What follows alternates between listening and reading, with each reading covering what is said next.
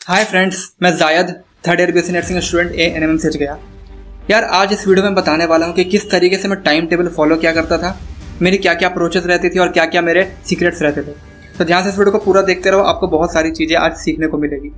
तो देखो यार, एक टाइम टेबल बनाने के लिए ना आपको एक टारगेट भी चाहिए कि आपको इतना पढ़ लेना है इतने टाइम के अंदर। और एक अच्छा टाइम टेबल वही होता है कि एक टाइम ड्यूरेशन के अंदर आपको एक टारगेट दिया जाए और उस टारगेट को आप उस टाइम के अंदर कंप्लीट कर लो। समझ में आ रही है? अगर आप इस तरीके से अगर आप अपना टाइम टेबल बनाओगे और इस तरीके से आप टॉपिक डिसाइड करोगे तो यार आपका सिलेबस बहुत जल्दी कंप्लीट होने वाला है, बहुत फास्ट तरीके से। ठीक है ना? मैं आपको बताऊंगा कि किस तरीके से आपको पूरा सिलेबस का टारगेट रखना है, कि कैसे कैसे एक हफ्ता या एक महीना कितने कितने दिन में क्या क्या पढ़ के कंप्लीट करना है। ठीक है ना? और साथ में डेली किस तरीके से आपको टारगेट करना है वो इस वीडियो में मैं आपको बताने वाला हूँ। तो ध्यान से इस वीडियो को पूरा देखते रहो। तो यार देखो, हम जो टाइम टेबल बनाने वाले हैं इसमें एक टाइम ड्यूरेशन भी रहने वाला है कि ये टाइम ड्यूरेशन रहेगा, और साथ में उस टाइम ड्यूरेशन के अंदर क्या पढ़ना है एक्चुअली। ऐसा नहीं है कि हम इसके अंदर एकदम एक्सट्रीमली अनइमेजिनेबल थिंग्स को टारगेट कर रहे होंगे, हम बिल्कुल लॉजिकल थिंग्स को टारगेट कर रहे होंगे ताकि वो हमारा एक दिन के अंदर कंप्लीट हो जाए। तो इस तरीके से हम अपने टाइम टेबल को बनाने वाले हैं। तो सबसे पहले यार आप डिसाइड कर लो कि आप कब सुबह उठने वाले हो और कब जाकर सोने वाले हो। इतना डिसाइड करने के बाद हम अब अपना टाइम टेबल स्टार्ट करते हैं बनाना। तो यार देखो, सुबह को उठ के एक्सरसाइज करने के बाद हम सपोज कर रहे हैं कि 7 बजे से आपका दिन स्टार्ट हो रहा है। ठीक है ना? और 7 बजे से दिन स्टार्ट होने के बाद आप 9 बजे तक पढ़ाई करने वाले हो। ठीक है? तो देखो यार, अब यहाँ पे मैं क्या करता था अपने टाइम में कि मैं यार सुबह को 20-30 मिनट लेता था एक बायो का चैप्टर कंप्लीट करने के लिए। और बायो का चैप्टर कंप्लीट इस तरीके से नहीं करता था कि सारा line to line point to point पढ़ रहा हूँ। बस मैं सिर्फ वहाँ पे कुछ पॉइंट्स बना देता था, साथ में वहाँ पे कुछ लाइनें लिख देता था, और साथ में कोई अगर मुझे कहीं पे कोई क्वेश्चंस नहीं हो रहा है तो उसका बस एक सॉल्यूशन लिख देता था। और इस तरीके से मैं एक चैप्टर को 20 से 30 मिनट के अंदर पढ़ लेता था, सिर्फ हाईलाइटेड चीज़ें ही पढ़ता था। 7 से 7:30 बजे तक मेरा बायो का एक चैप्टर लगभग कंप्लीट हो जाता था। और 7:30 से 9 बजे तक मैं एक ऐसा चीज़ पकड़ता था जो मेरे लिए काफ़ी ज़्यादा ईजी हो। कोई ऐसा टॉपिक पकड़ता था जिसको मुझे कंप्लीट भी करना है और साथ में वो ईजी भी। और इसके पीछे एक साइंटिफिक रीज़न है यार कि अगर आप कोई भी चीज़ स्टार्ट कर रहे हो उसमें आपको हर्डल्स नहीं आता स्टार्टिंग में, तो हो सकता है कि आप वो चीज़ एकदम एंड तक कंप्लीट कर पाओ। ठीक है ना? और हमारा डेली का जर्नी इसी तरीके से रहने वाला है कि हम स्टार्ट करें दिन का और लास्ट तक हम पढ़ते रहें, और एक दिन से हम एकदम बेटर आउटपुट निकाल पाएँ। जितना एक नॉर्मल एवरेज बच्चा 5-6 दिन लगाता है करने में, उतना हम एक दिन के अंदर आउटपुट निकालने वाले। अब इसके बाद फिर यार मैं जनरली 9 बजे के बाद नाश्ता करने चला जाता था, और साथ में थोड़ा गप्पे वप्पे मार के और थोड़ा माइंड रिलैक्स करके दोबारा से 10 बजे के आसपास बैठता था। और साथ में ये टाइम ऐसा होता है ना नाश्ता करने के बाद कि आप ना बहुत हैवी टॉपिक भी कर सकते हो। ऐसा क्यों? क्योंकि देखो यार, आपने दिन का स्टार्ट किया है पढ़ाई से। जनरली ऐसा होता है कि कोई भी चीज़ आप दिन के स्टार्टिंग में करते हो तो वो आप हो सकता है कि शाम तक भी करो वही चीज़। ठीक है ना? तो दिन का आपने स्टार्ट बहुत अच्छे से किया है, बायो का चैप्टर पकड़ा, इजी था, उसके बाद कोई इजी टॉपिक पकड़ा, वो भी इजी था आपके लिए, तो आपका एक फ्लो बन चुका है। अब आप बहुत अच्छे से पढ़ाई कर सकते हो। तो 10 बजे से लेके 11 बजे तक मैं एक मॉक टेस्ट पेपर सॉल्व करता था फिजिक्स का। ठीक है ना? और फिजिक्स का ही क्यों? फिजिक्स एक टफ चीज़ है और इसके लिए हमें टाइम बाउंड प्रैक्टिस करना भी बहुत ज़रूरी है। समझ लो ना? और इससे हमारा पूरा सिलेबस भी एक बार में रिवाइज हो जाता है। तो यार मैं 1 घंटे का टारगेट लेता था और इस 1 घंटे के अंदर मैं 45 क्वेश्चन सॉल्व करने का कोशिश करता था। और 11 बजे से लेकर 11:30 बजे तक मैं उसको पूरा एनालिसिस करता था, और अगर नोट्स बनाने की ज़रूरत पड़ती थी तो मैं साथ ही साथ उसका नोट्स भी बना लेता था, और इसके लिए मैं आधा घंटा लेता था। ठीक है ना? क्योंकि चीज़ें बहुत आप जल्दी जल्दी करनी होती है, क्योंकि यार सब बच्चे के पास उतना ही टाइम है जितना आपके पास टाइम है। तो आप अगर ज़्यादा बेटर स्मार्ट वर्क करोगे तो आप ज़्यादा अच्छा रिजल्ट ले आ पाओगे। ठीक है ना?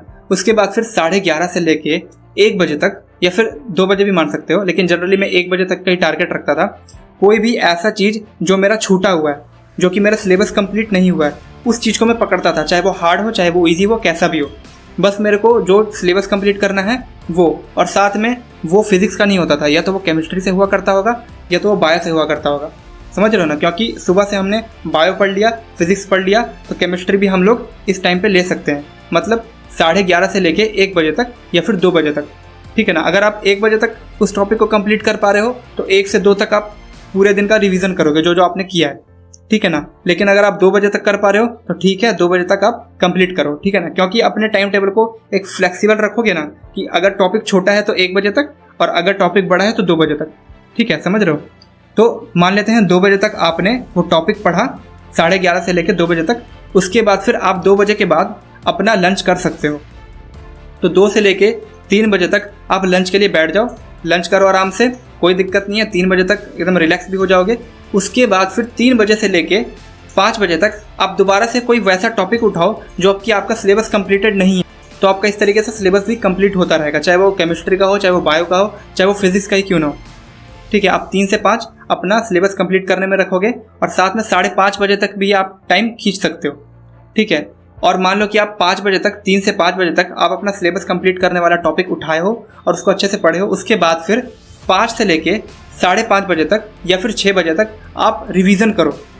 रिवीजन में आप कुछ भी पढ़ सकते हो, या फिर कोई अगर आपका टारगेट कंप्लीट नहीं हुआ है तो वो आप टारगेट भी कंप्लीट कर सकते हो। या फिर आपको मान लो कि ऐसा भी हो सकता है कि आपने जो 10 बजे से लेकर 11 बजे के बीच में जो मॉक टेस्ट पेपर सॉल्व किया था उसका अच्छे से एनालिसिस नहीं कर पाए हो, तो 5 से 6 के बीच में आप कर सकते हो। ठीक है, उसके बाद फिर 6 से 7 बजे तक आप गैप लो, मस्त एंजॉय करो, कहीं घूमने जाओ, कुछ खाना है तो खाओ। 6 से 7 के ब्रेक के बाद आप बैठोगे 7 बजे, तो आप 7 से 8 बजे तक उस चैप्टर के क्वेश्चंस का प्रैक्टिस करोगे जिसको आज आपने कंप्लीट किया है। समझ रहे हो, आपने कब आज सिलेबस कंप्लीट किया है? एक तो सुबह वाले स्लॉट में जो कि 11:30 बजे से लेकर 2 बजे तक का था, और दूसरा वाला स्लॉट था 3 बजे से 5 बजे तक या फिर 5:30 बजे तक। ठीक है, तो आप यार इन दोनों स्लॉट का कोई सा भी जो चैप्टर पढ़े हो उस चैप्टर का क्वेश्चन प्रैक्टिस करना है आपको 7 से 8 पीरियड में। ठीक है, और अगर आपको और क्वेश्चन प्रैक्टिस करना है तो आप 8 से 9 में भी वो प्रैक्टिस कर सकते हो, नहीं तो 8 से 9 में आप रिवीजन भी कर सकते हो। समझ रहे हो? उसके बाद फिर 9 बजे आप डिनर करने चले जाओगे। उसके बाद फिर आप मान लो कि 10:30 या 11 बजे तक सोते हो, तो 10 बजे के बाद पूरे दिन का रिवीजन करोगे बहुत शॉर्ट ड्यूरेशन में, सिर्फ ऊपर से देख लोगे और इस तरीके से आप पूरा रिवीजन कर लोगे।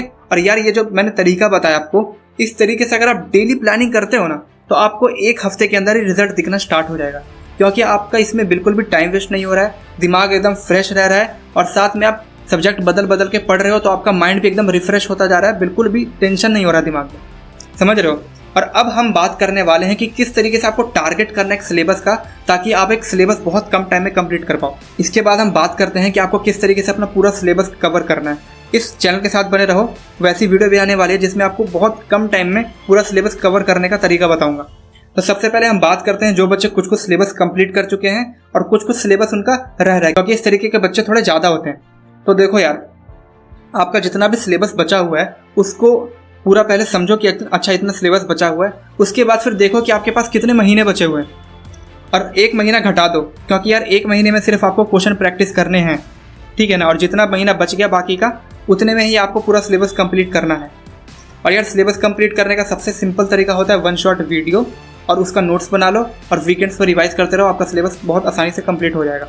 ठीक है, तो सबसे पहले आप देख लो कि आपको कितना सिलेबस कवर करना है, कितना टाइम आपके पास बचा है। उसके हिसाब से आप अपना एक लिस्ट बना लो कि इतना टाइम में मेरे को इतने टॉपिक्स या फिर इतने सब्जेक्ट्स कवर करने हैं, और उन टॉपिक्स को आप एक वीकली बेसिस पर डिवाइड कर दोगे कि इस वीक मेरे को इतना पढ़ लेना है, और उस वीकली बेसिस को डिवाइड करने के बाद आप डेली बेसिस पर डिवाइड करोगे।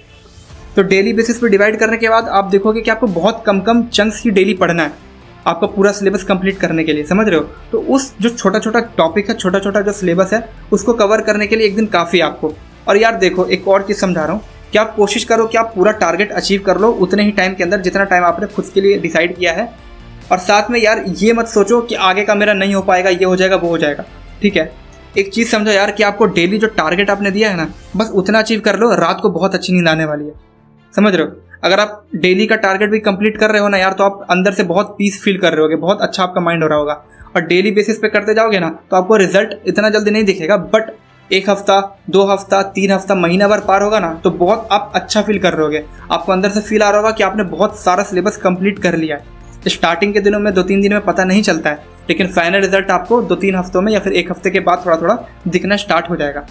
और एक और चीज़ का ध्यान रखो कि पूरा हफ्ता में जो भी आप पढ़ रहे हो, संडे के दिन आप रिवीजन करोगे उसका। संडे के दिन आप कोशिश करो कि कम से कम टॉपिक पढ़ो, ज़्यादातर चीज़ें आप रिवाइज करो जो कि आपने पूरे हफ्ते में पढ़ा है। और महीने के एंड में आपको पूरा का पूरा सिलेबस रिवाइज करना है। समझ लो, सिर्फ वही चीज़ नहीं जो उस महीने में पढ़ा है, सारी चीज़ें जो कि आपने अभी तक पढ़ी हो वो महीने के एंड में आपको रिवाइज करना है। चाहे 1 दिन लगे, चाहे 2 दिन लगे, आपको पूरा का पूरा रिवीजन करना है। क्योंकि यार देखो, रिवाइज जब तक नहीं करोगे, एग्जाम में जल्दी से आपके माइंड में क्लिक नहीं होगा क्वेश्चन। ठीक है ना, मॉक टेस्ट पेपर करने में भी ज़्यादा टाइम लगा दोगे आप, तो रिवीजन करना बहुत ज़रूरी है। मैं होप करता हूँ कि आपको बहुत सारी चीज़ें समझ में आएगी, बहुत सारे डाउट्स क्लियर हुए होंगे डेली टाइम टेबल बनाने से रिलेटेड। यार आपका कोई भी अगर डाउट रह रहा है तो आप मुझसे पूछो, कमेंट में पूछो, मैं रिप्लाई ज़रूर करूँगा। और साथ में यार किस तरीके से आपको सिलेबस कंप्लीट करना है इस वीडियो में आप देख सकते हो।